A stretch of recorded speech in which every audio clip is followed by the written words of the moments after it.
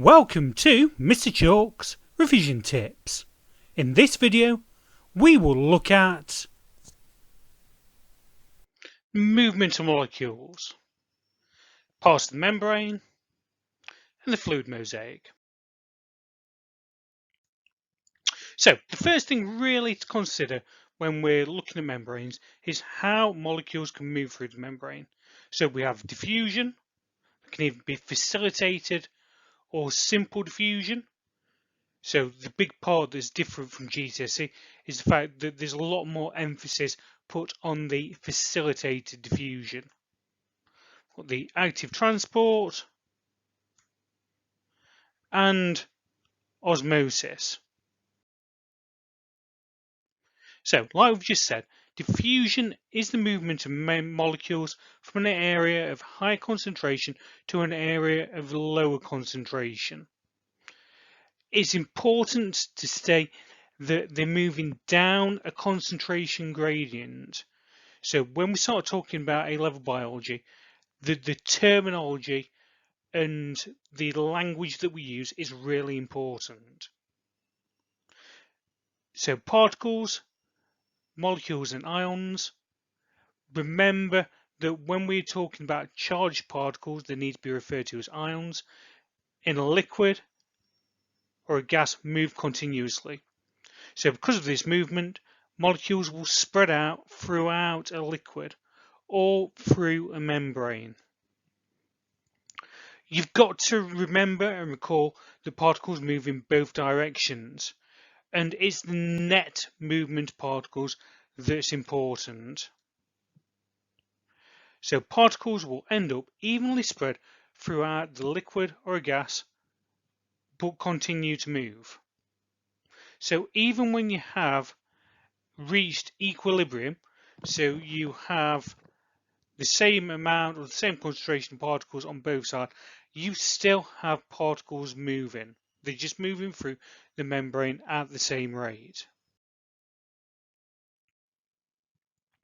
Active transport is the movement of molecules from an area of low concentration to an area of higher concentration. So this is using a carrier protein. Key things, first thing, talk about the concentration is higher outside the cell than inside. So molecules are taken in against the concentration gradient. A carrier protein is used. That's going to require energy. It's important that then you go and state where the energy is coming from. So the energy is coming from respiration, which takes place in the mitochondria, and the energy is carried to the carrier protein in the form of ATP. So the molecules are then taken in by the carrier protein and are released into the cell. So therefore, the concentration increases inside of the cell. Osmosis is the diffusion of water from an area of high concentration to an area of low concentration through a partially permeable membrane. So when the concentration of water is the same on both sides of the membrane, the movement of water molecules will be the same in both directions. So water has not stopped moving. There's just no net movement. So there'll be no net movement of water molecules. So in theory, the level of the solution will rise, but this will be opposed by water molecules moving back in the opposite direction.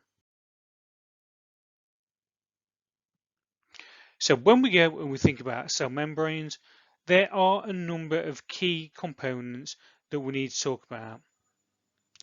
The cell membrane part, so the majority of it, are made from phospholipids. So phospholipids are a type of fat.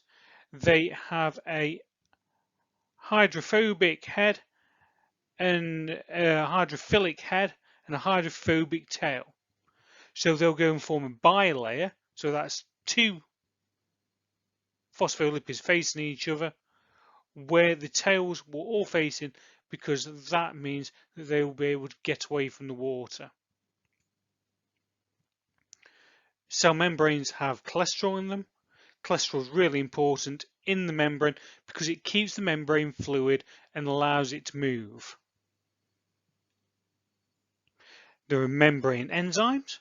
So enzymes and coenzymes may be attached to various parts of the membranes and carry out certain reactions.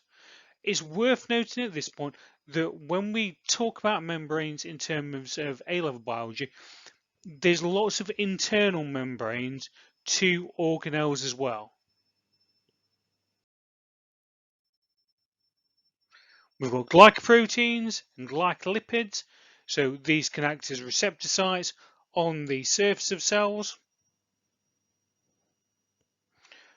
As we looked at previously when we talked about active transport, we've got carrier proteins, intrinsic proteins. So an intrinsic protein are things like channel proteins. So these transport proteins allow the movement of molecules that are too large to pass through the membrane to enter the cell.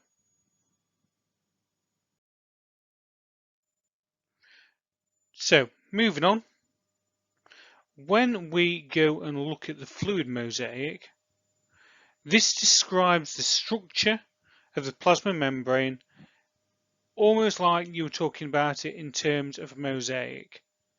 So you can see from the diagram below clearly all of those different parts that we have just talked about. When talking about cell membranes, we also need to talk about bulk movement of molecules. So this is either by exocytosis. So exocytosis is a form of active transport which goes and allows molecules to exit the cell. And opposite to that, you have endocytosis. So endocytosis is a cellular process in which molecules are brought into the cell. Thanks for watching.